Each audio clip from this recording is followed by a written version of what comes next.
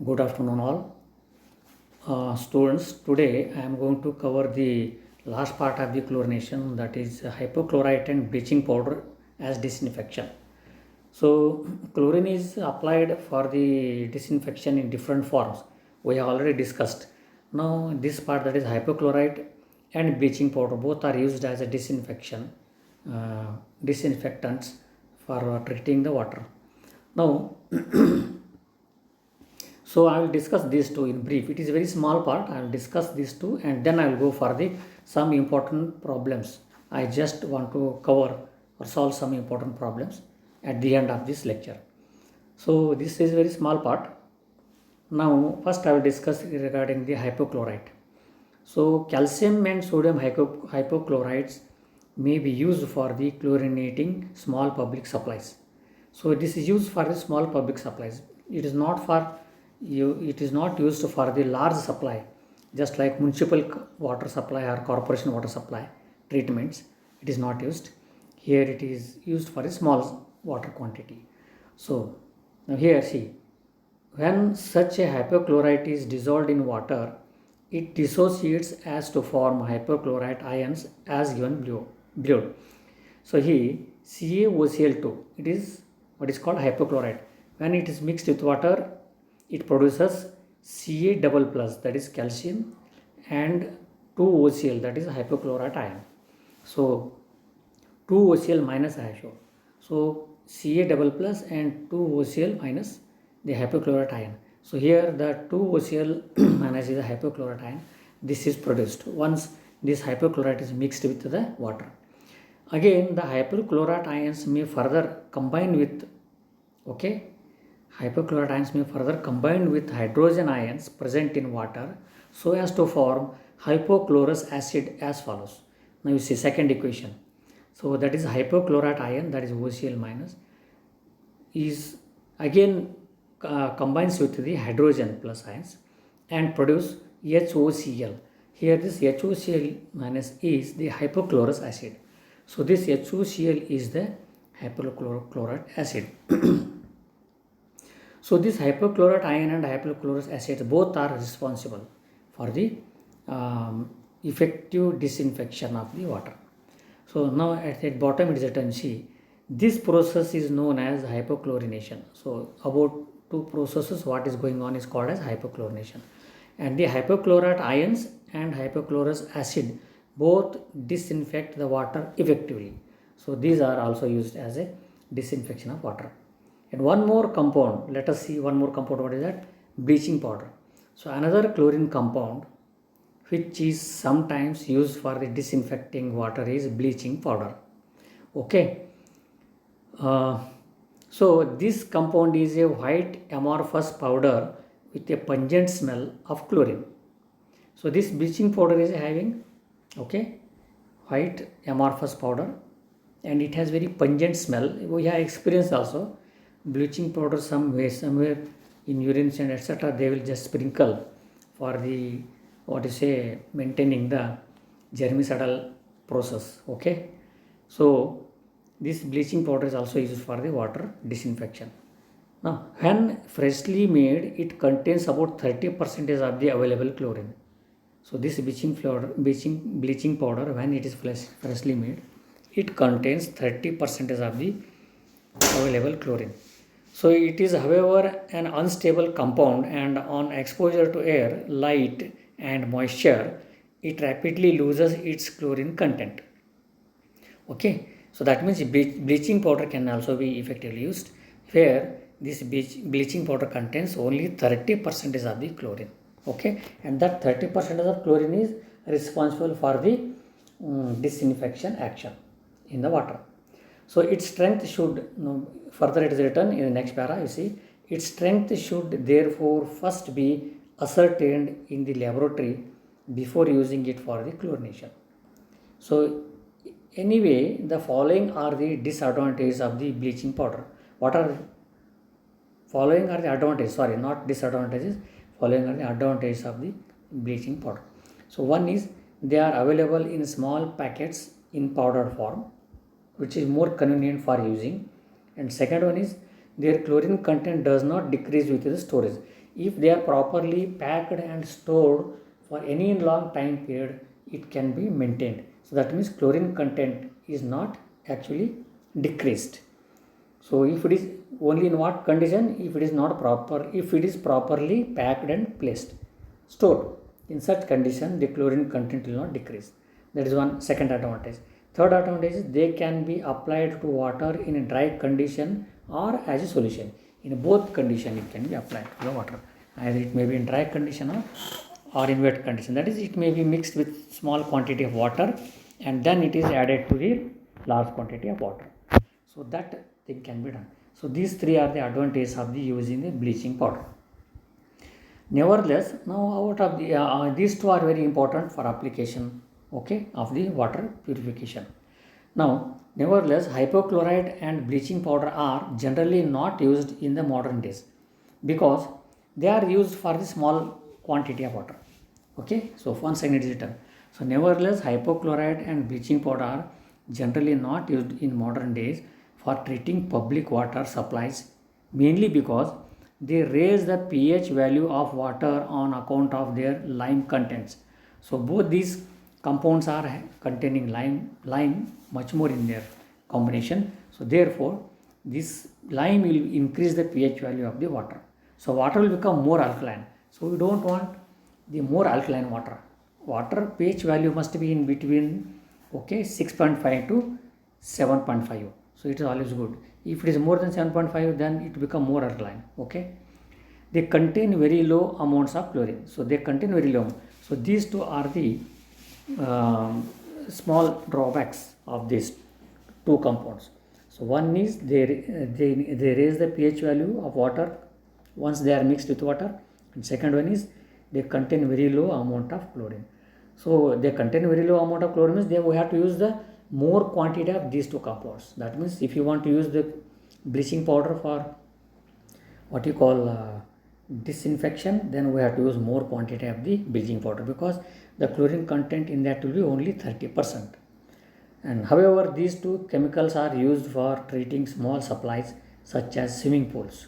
So small supply, they are most convenient for use. Okay, they may also be used for disinfecting water mains, filter stands, storage reservoirs, wells and tube wells, etc.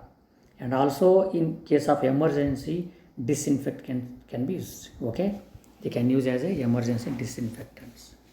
Okay, so this is all about the theoretical part of these two compounds. So with this, the all disinfection theoretical part is covered. Now some questions, some problems are also occurring in this on this part. So I'll just today cover 3 problems on this part, which are commonly asked in the examination carrying 6 marks. So first, I'll just go for the problems, so which have been solved by me by using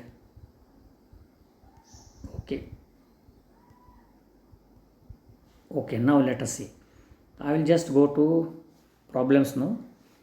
I have solved some 3 problems related to this topic.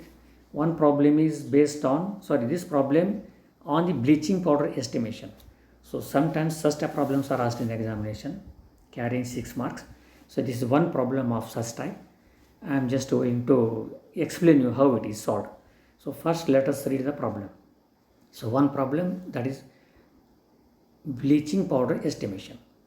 Now let us read. So this is the problem.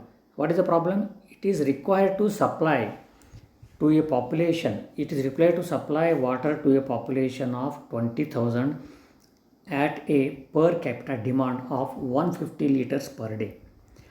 The disinfectant used for chlorination is bleaching powder, which contains 30% of available chlorine. Determine how much bleaching powder is required annually at the water works if 0.3 ppm of chlorine dose is required.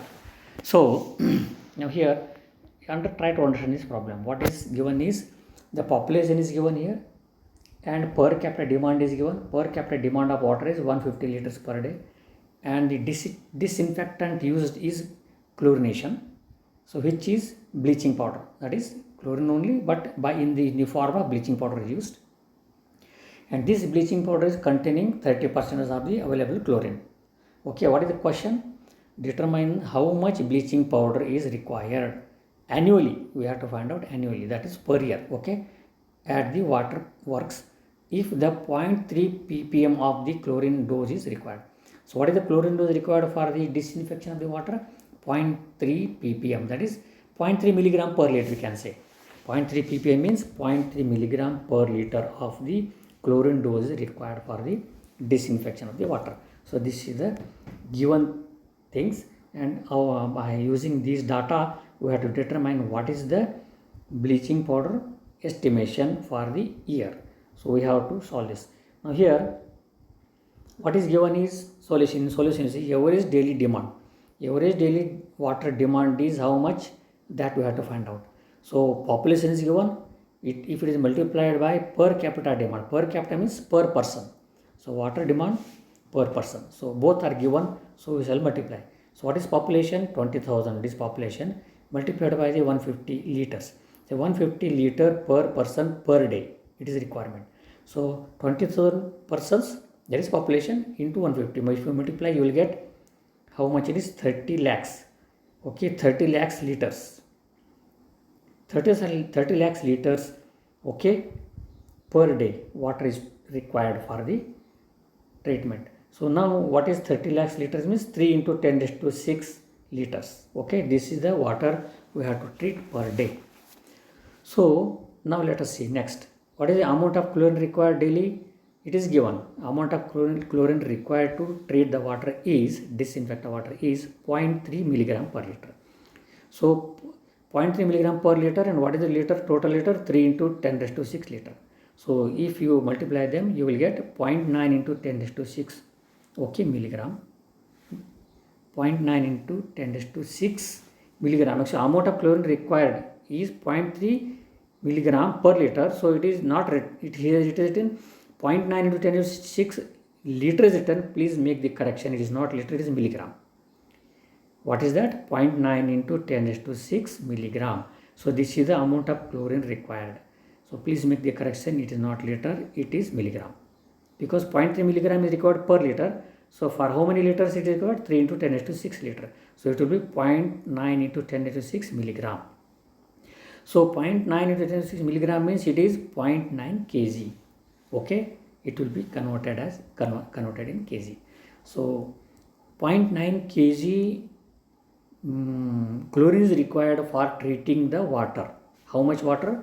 3 into 10 raised to 6 liter water. Okay, 3 into 10 raised to 6 liters of water is to be treated by using what is the requirement of the chlorine? 0.9 kg. Now let us go ahead. Since the chlorine content in bleaching powder is only 30%, so the amount of bleaching powder required. Now let us go for the amount of bleaching powder required. So amount of bleaching powder required is equal to 0.9 into 100 upon 30. That means because the bleaching powder is containing only 30%, therefore you have to divide it by 30. So 0.9 into 100 upon 30, if you calculate, you will get 3 kg per day. So what is the bleaching powder required? 3 kg. So once 0.9 kg of, if the 0.9 kg of the chlorine is required, then we require 3 kg of the bleaching powder. Do you understand? So utilize the 0.9 kg of the chlorine, we have to use 3 kg of the bleaching powder per day. So what is 3 kg of bleaching powder? So what is the annual consumption of the bleaching powder then? Last point. So last step is, so this is per day 3 kg. So therefore annual consumption of bleaching powder is equal to 3 kg into 365 days. So totally it will be 1095 kg. So how much kg? Okay, how many kgs are required for the disinfection of water? So 1095 kg of the bleaching powder is required per year. Okay, per year. So such a simple steps are there for solution of this problem. So we can just go through. Now after this problem, I will solve another problem on chlorine demand. Okay, I will solve another problem. This is the problem on the bleaching powder estimation, and there is another problem we will solve, that chlorine demand. So another problem which is on chlorine demand is here. Okay. So second problem we will solve on chlorine demand. Now what is the problem? Let us go through. For the disinfection of the 30,000 cubic meter per day water, okay, the chlorine used is 12 kg. Okay, the residual chlorine after 10 minutes contact is 0.2 milligram per liter. Calculate the dose in milligram per liter and chlorine demand of water. So in this case, two things are asked. What is asked? What is the chlorine dose to be given to the water, and what is the chlorine demand? I have told what is chlorine demand and chlorine dose. Chlorine demand is actually the demand of chlorine to to react on the ammonia present in the water and the organic substance present in the water. So whatever chlorine required for oxidation of the organic compound and reaction with the ammonia present in water, that chlorine is called as chlorine demand. So after using this chlorine, after the use of this oxidation of the organic compound and the reaction with the ammonia, whatever chlorine remaining is called residual chlorine. Okay, so what is chlorine dose? Chlorine dose means it is combination of the residual chlorine and the chlorine demand. Okay, what is chlorine dose? Chlorine dose is the chlorine demand plus residual chlorine. That will be the chlorine dose. So now we have to find out what is chlorine dose first, and then what is the chlorine demand next. So let us go ahead with. So first once read the problem. For disinfection of the 30,000 cubic meter per day water. What is the water? 30,000 cubic meter. The chlorine used is 12 kg. So what is the chlorine required is 12 kg. So the residual chlorine after the 10 minutes of contact is 0.2 milligram per liter. So once the water is in contact with the chlorine for 10 minutes, what is the chlorine residual or chlorine is remaining will be 0.2 milligram per liter. So calculate the dose in milligram per liter and the chlorine demand water. So chlorine demand of water. So let us start the solution. Now what? First, water to be treated per day is how much? 30,000 cubic meter. So 30,000 cubic meter means 30 into 10 raised to 6 liter per day. Okay, because what is the 1 cubic meter means 1000 liter, isn't it?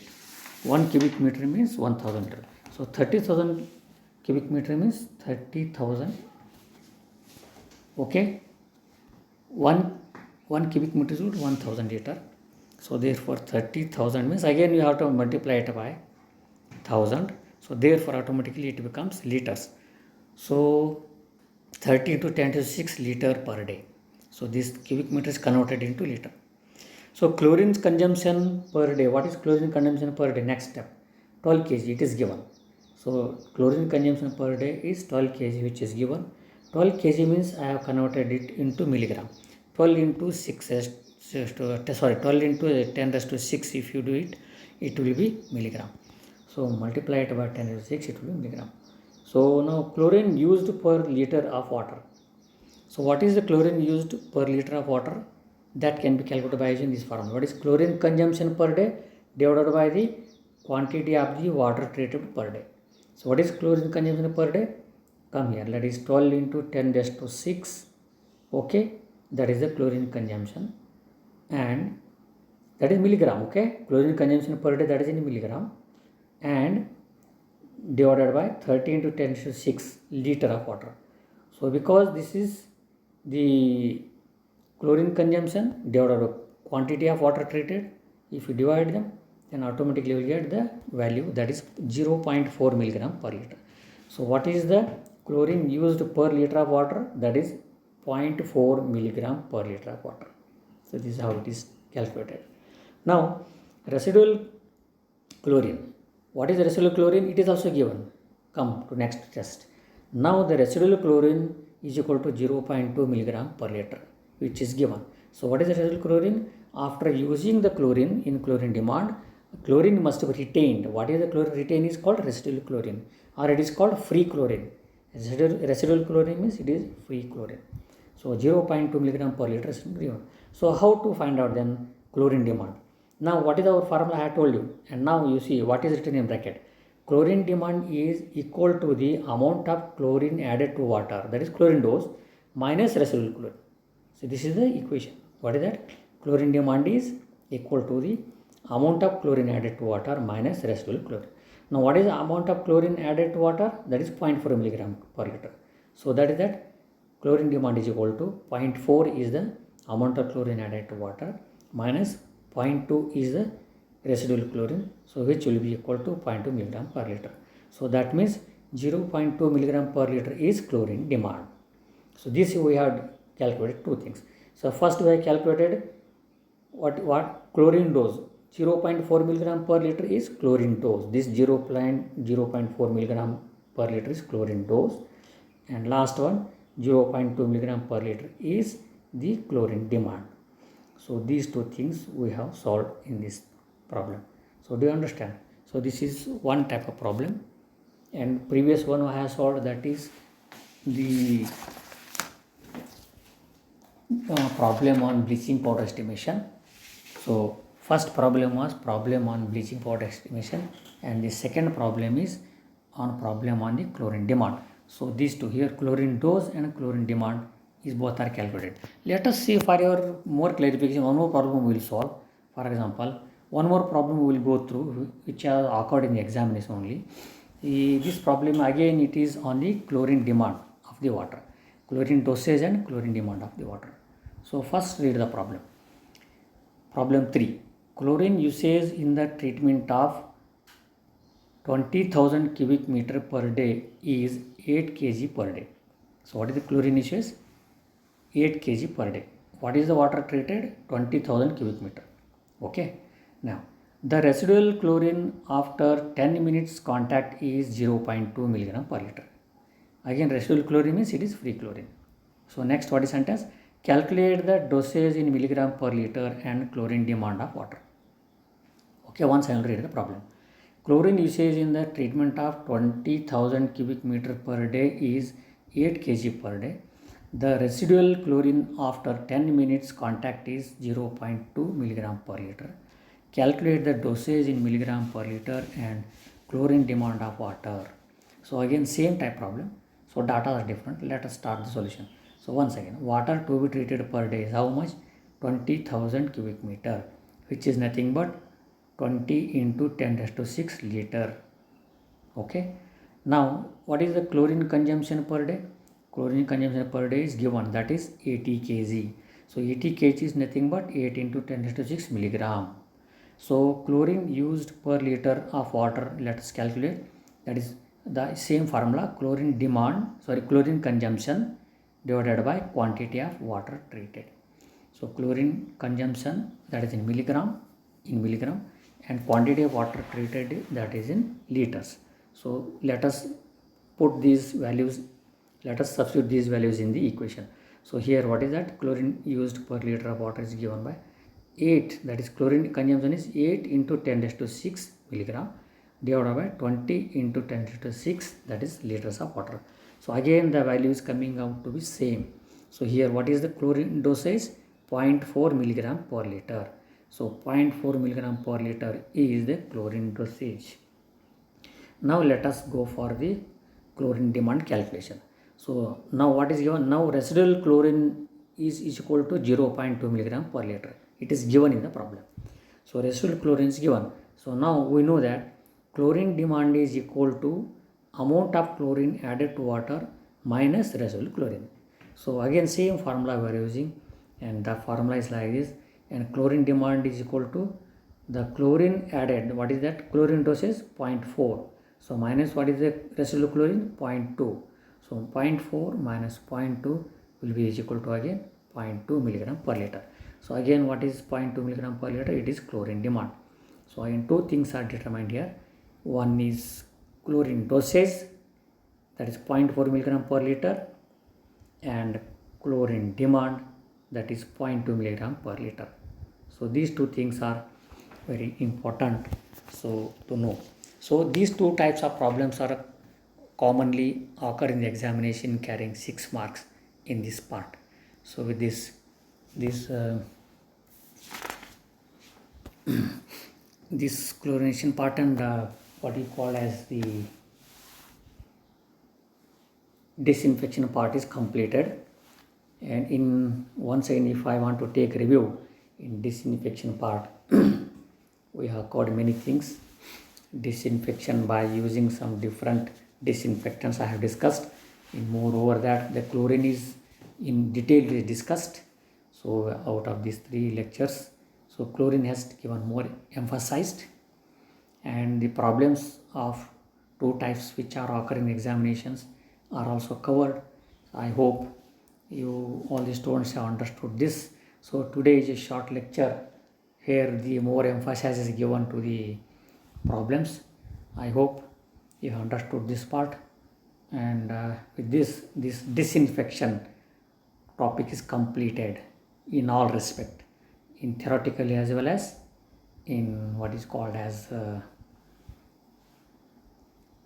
problematically. So I hope you all have understood this very clearly, and with this I am going to stop this lecture, and in the next lecture I am going to take the next topic.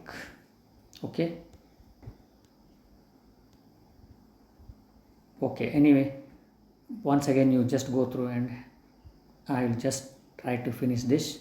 Have a good day.